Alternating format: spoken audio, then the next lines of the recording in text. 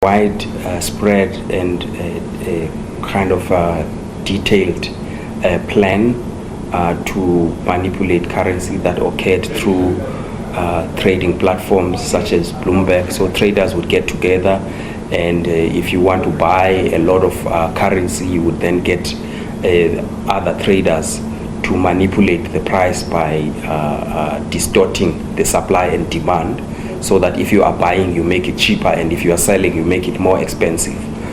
So we have found this conspiracy and have decided that we have enough evidence to prosecute it, and we would expect that the banks now should be able to answer.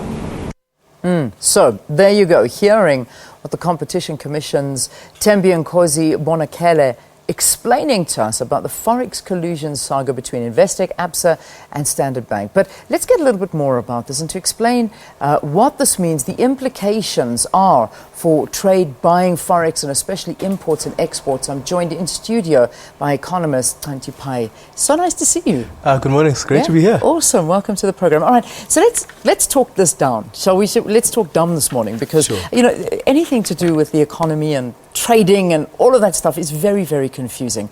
So when we're talking about the manipulation of the currency, what exactly does it mean? So the central bank is a key authority here, so it will give licenses, trading licenses or dealing licenses to different organizations or banks, and they are the only ones who are allowed to actually trade currencies between themselves. So when you and I need to buy currency, say you are traveling to the US, you need to buy some dollars, or you want to import some machinery from Europe, you need to buy some euros, you would actually approach a bank and say, listen guys, I need to pay these people, can you go and buy me some currency? And then between themselves, so say if you bank with one bank, so Bank A, and you say to Bank A, listen, I need this. So they will look around other banks to try and buy you their currency, because they trade between each other, and they'll say, look, I have this block, I need 200,000 euros of this or that. And as they talk to each other, much like in a normal market, you can, deal and say, well, because I have so much money, or I have such demand, I can actually ask for a lower price. So that, and the way the market, of course, works is that you have to get the best price if you have a little bit more demand. And so what they were doing is that, because it's supposed to be competitive, that when they talk to each other, the guys are actually always competing for the best price. When they sell to customers, they're competing for the best price.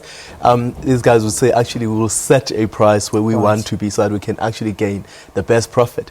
And this is the problem about competition, is that because we have an open economy, market economy, we are supposed to be competing all the time, so that the customer gets the best deal, and that our markets keep competitive. So what these guys were doing, or alleged to have been doing by the Competition Commission, is that they were not competing as they should, but they would sit down and decide at what level they should be selling to customers or buying from customers these dollars or these euros. And this is the problem. All right, so once again, the customer is the one that suffered, the banks obviously making the money. And we must emphasize that this is alleged, because the Competition Commission investigated. It is now up to the competition tribunal to go out there and hear the actual case. So people must understand that this is still, these allegations. There's still allegations. They have to still actually, the banks still have to answer quite strongly. As they were saying that, they've had a whistleblower from amongst the banks who gave them the information and said, look, this is what we've been doing, and they've taken those the whistleblower's information and used that to be the basis of their investigation, which then the tribunal will have to call them in, the banks in, and say, well, this is what's before us, show us that this is not true or that it is true, and that's when actually then the fines will come to be, if they should be found guilty. Before we talk about the fines, let's go back to the beginning, when this investigation actually came about, because this was brought about by out of America, because obviously there are international banks that have been implicated as well.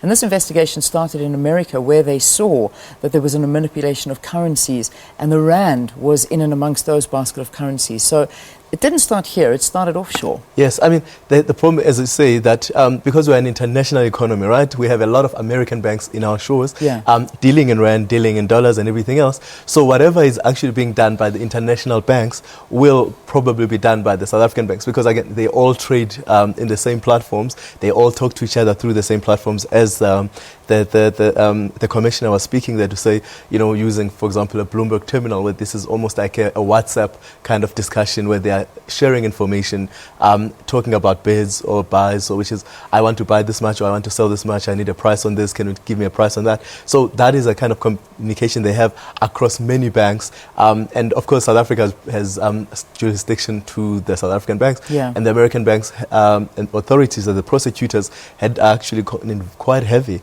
on their banks to say, look, this is not the kind of thing we want. Because this has been done in the UK, for example. We saw the same kind of manipulation in interest rates, where banks were colluding on interest rates where they should be. When you go to a bank, right, to borrow money, the bank will look at your risk profile and say, well, on this basis, and then you can go and have 3 other quotes to find out which one is your best. If the banks are sitting together and actually deciding which rate they're going to give to everybody, then you don't get that real benefit of being able to actually pit the different service provider against each other so that you can get the best price. Again, this is the same thing that I think international authorities are trying to stop, and South African authorities, of course, will try and push here to try and, of course, make sure that this kind of activity is punished if it turns out to be true. Okay, so amazingly, the share prices of the banks that we are talking about, the implicated banks, they haven't been hit that hard. When it initially came out, they took a little bit of a hammering, and then they settled. And that's, you know, that for me and for, I imagine, anybody else is an indication of how severe this could hit the banks. But it doesn't look like, from what we're seeing with the share price, that they're being hammered that badly. Yeah. What does this mean? What are we reading into that? Look, I've been listening to some of banks' representatives or who have been speaking, or at least analysts, who don't seem to actually believe that this will be. Remember, one of the biggest things that could happen here is that when they get hit very, very hard, this will affect the stability of the system. One of the things that I know you were asking this question earlier, do you trust the banks? Yeah. What is happening now that would be most devastating for the South African economy is this distrust of the banks and the financial system. And part of what the authorities have to always keep in mind is that whatever they do, they have to safeguard the system and its integrity. The last thing you want is a run on a bank. Absolutely. And so I think everybody is now might be betting on the idea that the authorities won't be too harsh because they'll damage the banks. Okay. But on the other side, the authorities have to be very, very harsh to make sure that this doesn't happen again, because it will wear off the trust that people have in the banking system, which is the one thing we don't want, because the economy actually works on the basis that you and I can go and leave money in the bank, can trust that we are getting a good deal, that this economy and this system actually works. Yeah. So when we hear things like this, that tends to wear down that trust of the system. And when we know countries, for example, where people no longer trust banks, that those economies actually don't work. We don't save any money, we don't invest, and we pull back and we want to do our own thing on the side, and the system actually collapses. So what we should be doing is to make sure that we safeguard the system as far as we can. And I think many of the commentators are probably betting that authorities won't be too harsh and therefore we are safe. It might be actually that the authorities will be very harsh to make sure that this is, and that is when we'll see the share prices being hit very, very hard. Because I mean, the talk out there about the penalties, which you were saying, was 10% of the turnover, but it would be 10% of the turnover between 2007 and April 2015, because that's when this investigation took place. Sure. And I mean, I was reading an article now where they did a little bit of a summary, and I think it was on Standard Bank, just as an example. They had 515 billion rand worth of turnover during that period. So that would mean a 51 billion rand fine for them. But I'm not sure they'd work it on that. Would they not just work it off the currency desks? Or would they work it on the total turnover of the bank? Well, I suppose depending on how punitive they want to be. To be obviously fair, they would keep it to the turnover. And this is the kind of thing that happens. I mean, we know, for example, where we saw MTN being hit very, very hard in their scandal in Nigeria. Yeah. And this is the kind of thing they will face as well, because then they have to find, they're already under pressure financially. So to have to pay a 50 billion, even a 5 billion rand fine would be something quite substantial. Yeah, it would be. I mean, it doesn't matter what it is. But at the end of the day, if people were affected by this manipulation, if I own a small business, I'm going to get nothing out of it, am I? Absolutely, and that's the sad bit. That is the sad bit. And we should see that actually it doesn't happen again. No, it doesn't happen again, because believe me, if you were affected by it, nothing's going to come out of it for you, and that's unfortunately a reality. All right, keep writing to us. We'd love to hear from you. Let's take a break here on the program. Xhanti Payi, our guest, one of the funkiest economists I know. I've never really seen an economist walk in with a pair of ripped jeans, and that's why you got to love him. All right, let's take a break. We'll see you after this.